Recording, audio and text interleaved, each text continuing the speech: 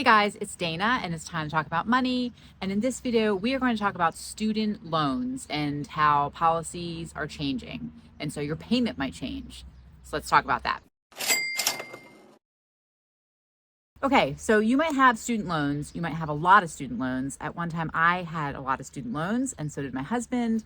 Currently, I have an 18-year-old daughter who is looking to go to college next year. And so we are discussing cost quite a bit.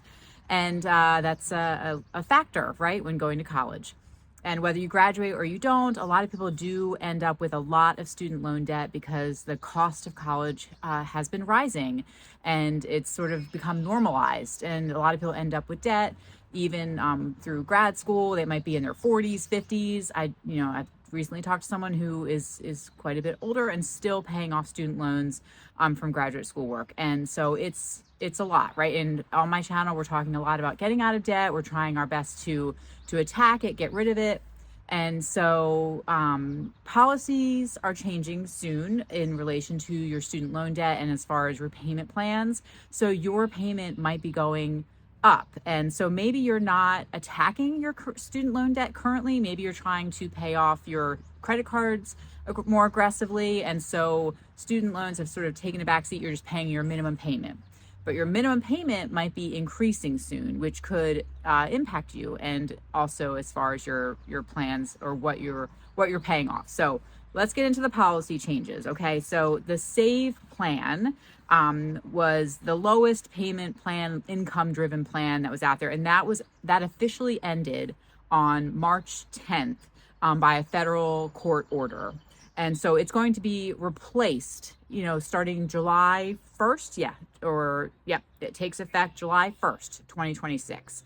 And so you have to decide between now and then which new plan you're going to utilize, or otherwise they will force you into what they want to put you into as far as your new repayment plan. Okay, so what should you do before your payments rise? Okay, so first you want to check your current repayment plan now. So log in and check and see what kind of plan you have now.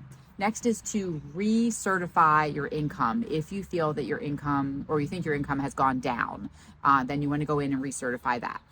Then you want to make sure that you have a small buffer of at least $500 to $1,000. This is your emergency fund. If your payments are going to be increasing, you want to make sure you have an emergency fund and then increase it if you can. Then, of course, you want to avoid any new debt. If you are feeling overwhelmed by all the policy changes or just your student loan debt in general, having this debt, it doesn't mean that you're a bad person or that you're bad with money. I think a lot of people end up with student loan debt, especially because they acquire it when they're younger. And, when you're going through college, or if you go straight out of high school, you don't always necessarily know what you're getting yourself into, what it really means, what the repercussions are, and a lot of times not the people around you, the adults around you don't necessarily discuss it, or even them themselves don't really get the impact that it can have on you and the long-term effects. And so it's important to have some grace with yourself. And like I said, you're not a bad person. It doesn't mean you're bad with money. Or even if you accumulated this debt, your student loan debt, later in life, we're all just trying to do the best we can. And the important part is how you are moving forward, like I said, and that you don't accumulate any new debt, and do your best to try to get this paid off. So a higher payment might be frustrating, but a higher payment hopefully is going to mean you get out of it faster. And if you are not at the point where you're really focusing on your student loan debt, and you're trying to hammer away at something else, once you get that other debt out of your life, you're going to be able to take the money you were putting towards that and put it towards your student loans, no matter what your payment is, right? The hope is that you can pay even more than what your minimum payment is to get it out paid off faster than the terms of your loan. But you want to be knowing what is happening. So like I said, it's the worst thing ever is when all of a sudden you see that your payment has now doubled and you weren't expecting it, you weren't prepared for it, and then you're sort of left in the lurch. So we want to be prepared. Policies do change rapidly often, and so trying to stay on top of it is important if you have student loans.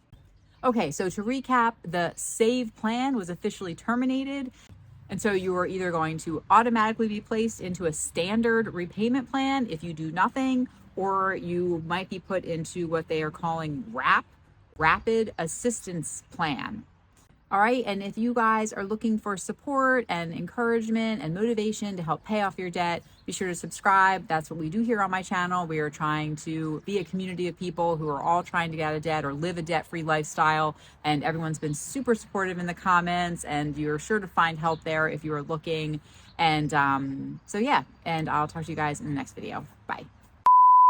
So if you are participating in my investment challenge, this week's stock that I'm going to be purchasing is Grab. And it's a little bit against the rules because the current stock price is $3.91 per share. So yes, it's above the $1, but what you can do is you can purchase a fractional share if you are using, I use Robinhood. So, but it's very easy on there to just purchase in dollars as opposed to purchasing in shares. So you can go ahead and just put in your $1 and purchase a piece of a share. Or you can go ahead and just buy one share if you want to. It's $3.91 right now currently. But Grab is a company in Southeast Asia that does ride share. It's kind of like Uber and also like food delivery. And so that is the stock that I am purchasing for this week for my investment challenge. Of course, do all your own research. You don't have to purchase this stock this week. You can pick a different one. If you do, leave it below in the comments and let me know which stock you are purchasing for the week. And like I said, I'm not an investment advisor. It's not investment advice. We're just doing this for fun to kind of get comfortable with investing, to learn as you're trying to get out of debt. Just that way, by the time you do get out of debt, you're able to more heavily invest and be more educated as far as what you're doing, right?